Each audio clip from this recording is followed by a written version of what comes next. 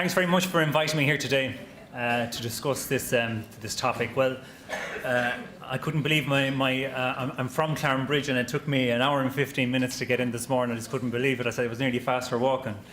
Anyway, thanks very much. So just for an overview, I'm just going to give you kind of an insight into my role as a drug liaison midwife, and a little brief overview of alcohol in pregnancy, its current management, and I kind of really want to focus on what we're doing at the moment in Dublin and mainly within the Rotunda Hospital from where I work. Basically, I work with the HSE Addiction Service as a clinical midwife specialist, and basically my job is to kind of case manage and coordinate the antenatal care from all substance misusing women attending the maternity services of the Rotunda Hospital. So basically, you can see we would have on average of about 100, 115 to 120 referrals per year of substances ranging from your opiates, meaning your heroin, your morphine, codeine, and also illicit methadone, or cocaine, both crack cocaine and powder cocaine. A big problem we have at the moment is with our benzodiazepines and our Z-hypnotics, especially with our Zimovans. Cannabis and our amphetamine-based drugs, especially from the old head shop products like Snowblow, stuff like that. And then alcohol and tobacco. And I often ask then, students, when I'm doing these presentations, which drug of all these drugs would you think causes I suppose the most harm in a pregnancy? Okay, and so hence the reason why we're focusing on alcohol. So alcohol during pregnancy is one of the leading preventable causes of birth defects and developmental disabilities. And of all the substances of abuse, including cocaine, heroin, marijuana, alcohol produces by far the most serious neurobehavioral effects on the fetus. And alcohol, as we said, is a known teratogen. So what is a teratogen? A teratogen is basically a poison that interferes with the normal development of a developing fetus, causing the cells to die or mutate. Teratogens can cross through the placenta, I suppose, and other teratogens, I suppose, include radiation from X-rays, uranium, from other infections like German measles and herpes simplex virus, other chemicals like mercury or lead, other drugs like thalidomide and valproic acid as well. So the teratogenic impact of alcohol in the brain really depends on the timing of exposure, the amount of alcohol, maternal factors, I suppose fetal susceptibility, and genetic factors and environmental factors. Alcohol can cause permanent damage to the brain even before women realise that they're pregnant. I think Maura focused a lot on that in her presentation. The one in 100 babies are estimated to be born with alcohol-related damage, according to the WHO, although this figure is higher in several countries. More than 75% of Irish women's pregnancies involve exposure to alcohol, despite the warnings about the effects of alcohol in drinking. So, Maura also alludes to it as well. It is 100% preventable and 100% irreversible. So multiple studies have shown that even low levels of prenatal alcohol exposure can have adverse effects on the developing fetus. There was studies done by Professor Peter Hepper in Belfast looking at the effects of alcohol on fetal movement, and there's a definite link in relation to that. So I suppose really the only certain way really then to avoid, I suppose, the risk of FASD is to abstain from drinking during pregnancy. So I suppose that the message that we're really trying to convey is that no alcohol really equals no risk. So what can we do, or what are we doing? I suppose to provide, I suppose, accurate and I suppose consistent information, and I suppose that's the big problem is that we're not all trying to relay the same message. even up until last 2 weeks ago, another publication from my song's going here from the BMJ, which got looking at moderate alcohol use in pregnancy and the risks that it posed to pregnancy. Posed to the fetus. I think the big message is that. Sorry, I'm kind of losing my train of thought here now, apologies. So basically, I mean, like, we were looking at various advertisements, and then there was a big advertisement campaign in the UK looking at the effects of alcohol in pregnancy, and also our own website about askaboutalcohol.ie. Antenatal brief interventions, and also developing a proper care pathway for women with a history of alcohol misuse and alcohol dependence.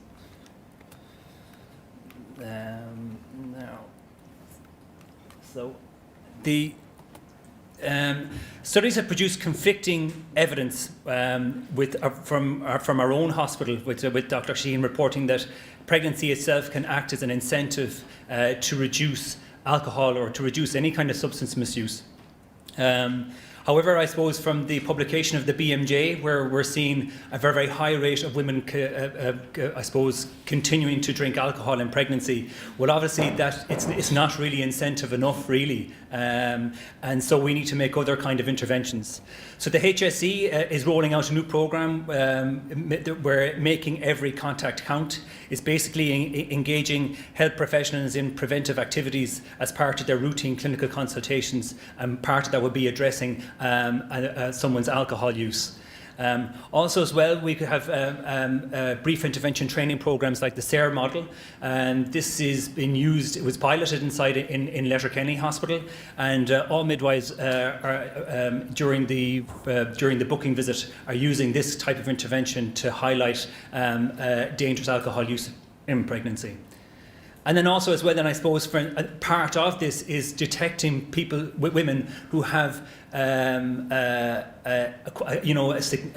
quite unhealthy kind of relationship with alcohol, and that they are referred to specialist services. So, so the current management of alcohol dependency, well, I work with a clinic in the Rotunda Hospital. It's called the Dove Clinic. Dove is an acronym for danger of viral exposure. It sounds absolutely horrible, but so basically this particular clinic, we would look after all women with history of STIs, and also as well women with a history of substance misuse in pregnancy as well. I think the main focus is that we're trying to reduce the stigma associated with attending antenatal services for women with the history of substance misuse in pregnancy. I would often receive these referrals from other agencies, voluntary agencies, the HSE Addiction Service, and try and see these women out in their kind of drug using environment before they even attend the hospital. I think the thing is that you're trying to develop a rapport, trying to create a foundation of trust, and I think from that trying to, I suppose, create a buy-in into the service that we try to provide. We tend to have early booking visits at around 8 weeks, and we had detailed fetal anomaly scanning as well at 20 weeks. We assess the levels of the drug and alcohol use, use obviously brief interventions and motivational interviewing.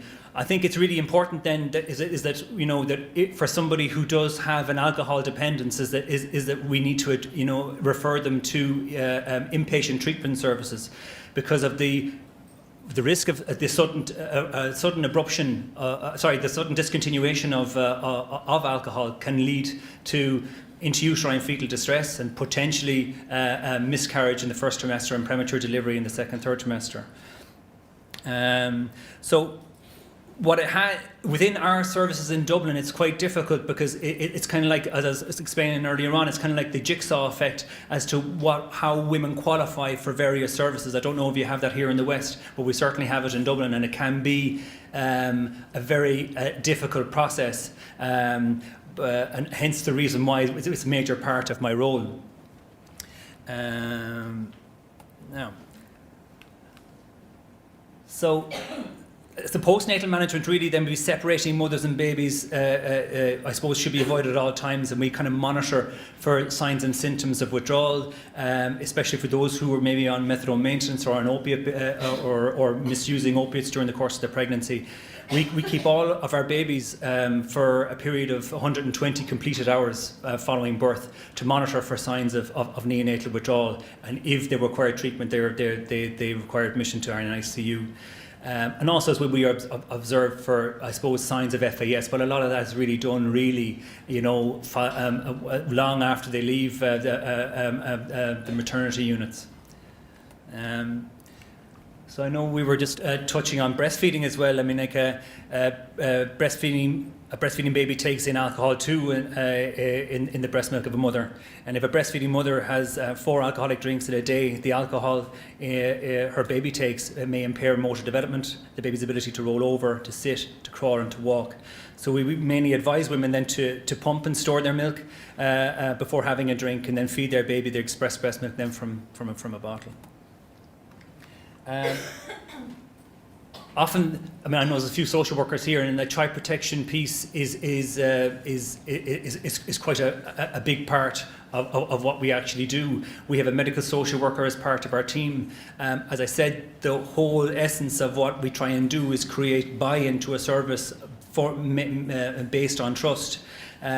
But obviously, continued illicit substance misuse and alcohol abuse are major child protection concerns. So we would advise pre-birth case conferences, because of the risk of premature delivery with this particular cohort. We would normally have it around between 28 and 32 weeks, and then case conferences and then various care orders then that are used. So to kind of explain the service, and this is really the base of my presentation, is looking at some of the case studies that we actually have. So if we take Mary was a 37-year-old. This was her 3rd pregnancy. She had a child with special needs and also had a late miscarriage. I think from the delivery, I suppose, of her first child and the difficulties that she suffered, I think she always had an unhealthy relationship with alcohol, but it kind of escalated then after that. It led to marital breakup, and then when she went to, she also then met a new partner who also had problems with alcohol as well, became pregnant. And by the time she was referred to me, she was drinking up to a bottle of vodka a day. She was quite alcohol dependent. So I suppose our priority really was to get her linked in with some kind of an inpatient treatment service. And luckily, she was living in an area and was able to be admitted into a unit at Cúnmire in Athy in Kildare, and had a Librium detox during her first trimester. That was when she was referred to me then from Cúnmire, and I think she was quite vulnerable, very, very, very anxious as to what exactly we were going to provide as a maternity hospital. She had a very, very complex medical history, obstetric history, because of her very, very, very late miscarriage at 23 weeks. So obviously she was quite anxious in relation to the possible effects of her drinking during this pregnancy. So following her first trimester detox, she was then transferred then to a mother and baby unit, of which we have 2 in the country, one in Besborough and Cork, and one in Ashley House, part of the Cool Mine project in Damastown in Dublin. So she remained there for her 2nd trimester. I think what our relationship with this particular unit is, we have obviously a very, very close relationship, because it's the only mother and baby unit that we can really avail of.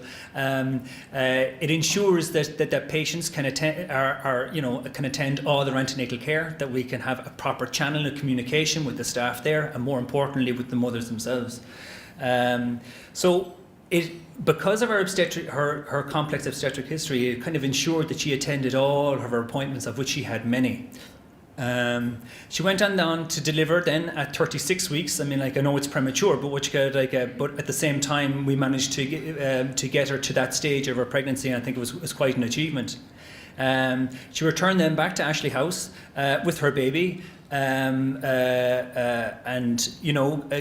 I suppose did very, very well. Remained there for an 18-month program, and I believe has been discharged and it's still doing very well to this day. So I suppose the main key learning about this particular case was the focus really more so on the first trimester detox because of her dependency to alcohol. And because of her complex obstetric history, I really feel that if we didn't have the structures of the flow from an inpatient treatment service to moving on to the likes of Ashley House, that I really don't think that we would have gotten the obstetric outcome that we did. So we will move on then to our other case study, and we're looking at Sharon. And this is a very, very different case. Sharon was 35. This was her 9th pregnancy. She had 6 children. 3 who I know of definitely had FAS. And I had looked after her in the previous pregnancy as well. And she was extremely chaotic during that pregnancy also as well. Required an emergency cesarean section at that time as well. So she had a history of alcoholism from a very early age. I'm saying 23, but I would say it's even earlier, with very, very, very short periods of remission. She was homeless, a partner also as well, a history of alcoholism. There was domestic violence. I remember one time I was, when I walk around the streets of Dublin, which I do a lot, which you bump into your patients, especially around Talbot Street and Marlborough Street and everywhere. But I came across this big, massive argument, and it was actually Sharon. I think her partner was laying into her partner, and the police were called. So I think it was more so the domestic violence was her on our actual partner. But at the time of referral, she was drinking 16 cans of lager a day. I think that she was trying to. She had said she had come down from drinking from spirits, moving on to drinking lager. She was homeless, so I suppose, and a lot of homeless people within Dublin all hang around together in groups where someone's payday maybe on a Monday, so that person on the Monday would buy alcohol for the day, and send somebody else the next day. So it's quite clannish, but which goes but also as well, then it can lead then to polysubstance misuse. I mean, from I suppose cannabis and benzodiazepines. In this particular case, Sharon had also started. You're trying to get me. Oh, I was gone. Sorry. Okay, well, I have it here in front of me.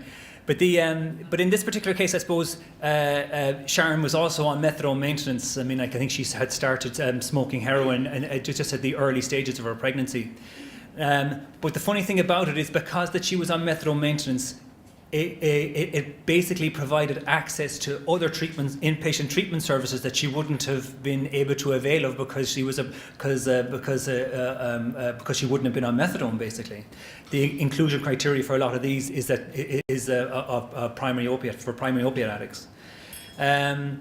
Okay, I better hurry. So. Basically, I referred her then to Kundara, which is an inpatient treatment services in Cherry Orchard Hospital for a first trimester detox. We literally drove her to the unit and she refused admission. Just when we got her there. So then, I suppose in liaison then with a community GP, we managed her to maybe start a Librium detox. With daily dispensing then from her local pharmacy but unfortunately she relapsed after 3 days, and her I suppose alcohol intake then just totally spiraled. She would have presented to our Dove clinic, and that's the funny thing about it. She always came to our Dove clinic. I think she had a bit of a rapport with us, but she would have attended always. She would have been quite intoxicated and quite theatrical, and you'd always know when she was outside the door. I mean, so then I referred her to Beaumont Hospital. Then, but I mean, just to give a kind of a different variety. She refused admission then to St. Michael's, which is in the unit inside in Beaumont. 3 weeks later, then she presented to the ER. Because she had her previous section, she had a uterine rupture, which occurred at 29 weeks. Her baby died then after 24 hours. And then she missed all of her postnatal checkups. I would meet her out in the streets on a couple of occasions. And then, unfortunately, she died herself 4 months later. So I suppose the key part of learning in this particular case is really just harm reduction. There are some people who really just don't want to engage in some services, but the thing about it is she always presented to our clinic, and although we were trying to make as much interventions as we could, we admitted her on a couple of occasions just to give her a meal, which but unfortunately just wasn't enough in this case. So moving on then to Joan. Joan is 34. This is her third pregnancy. She also would have a history of alcoholism from her early 20s, never really accessed any kind of treatment services. She was drinking 5 to 6 cans of lager a night with larger amounts over the weekend. Like with Sharon, all of her children were in foster care placements also as well. So with Joan, I actually took a chance with Joan and referred her to Beaumont, even though she was a primary alcoholic, and tried to canvass the responsibility of the HSE, to take responsibility of a woman who was very alcohol dependent. But she refused. Well, she actually attended the unit, but she had conceded. She had Zimivane. She tried to bring the Zimivane into the unit, and obviously didn't get in. So then we did. So I linked with her community GP again, obviously it's very, very difficult for a community GP to kind of take on somebody to do a Librium detox, because I think you're only adding another drug on top of a continued alcohol use. I mean, it's very, very difficult to see whether actually someone has decreased their alcohol use. However, her GP was very, very, very cooperative, and together I think we worked quite well. We did a Librium detox. And I suppose the main thing was linking her in with a kind of a relapse prevention. So I linked her in with Stanhope Centre, for anyone familiar, inside the city centre in Dublin. She would have attended all of our antenatal appointments and would have engaged quite well. And I think as a staff inside in Stanhope, when she was in this inpatient kind of a unit, also communicated very, very well with our service as well. She completed the Stanhope programme, and she delivered at post dates a fine healthy baby at 3.2 kilos. We had a pre-birth case conference and a case conference addressing the child protection issues, but the transformation. She would have been exactly the same as Sharon by the time I met her, totally dishevelled, totally very, very extremely alcohol dependent. Your stereotypical a drinker that you would see on the park bench in Eyre Square or whatever, and she came from that to a total transformation during the course of the pregnancy. Was the pregnancy an incentive? I don't necessarily think it was, because I think she could. So sometimes I didn't necessarily feel that she, I just think is it that she was just sick of her life and where it had gone. I think is that the input from other kind of services and our cooperation as a multidisciplinary team effort, I think is that that she kind of bought into what we were trying to offer, and I think is that I think she actually enjoyed coming to the appointments, enjoyed meeting with her GP. I mean, and obviously we had quite a good outcome as a consequence of that. So I suppose really take-home message: alcohol, and I suppose the unknown teratogen. The reason why I was highlighting the teratogen is because the big debate about safe levels of alcohol use in pregnancy, the whole different myth about is 2 units safe a week. And I'm saying this because of a radio interview of that happened last week, which where people were saying that based on another study, were saying that this is proof that that it is okay to have the occasional drink during your pregnancy, provided you don't drink in excess. But we know that there is no safe level of alcohol. Moderate alcohol use, as I said, is also dangerous. So no alcohol, no risk. And then I suppose really the immediate referral to treatment services where they're available, I suppose, really. Thank you very much.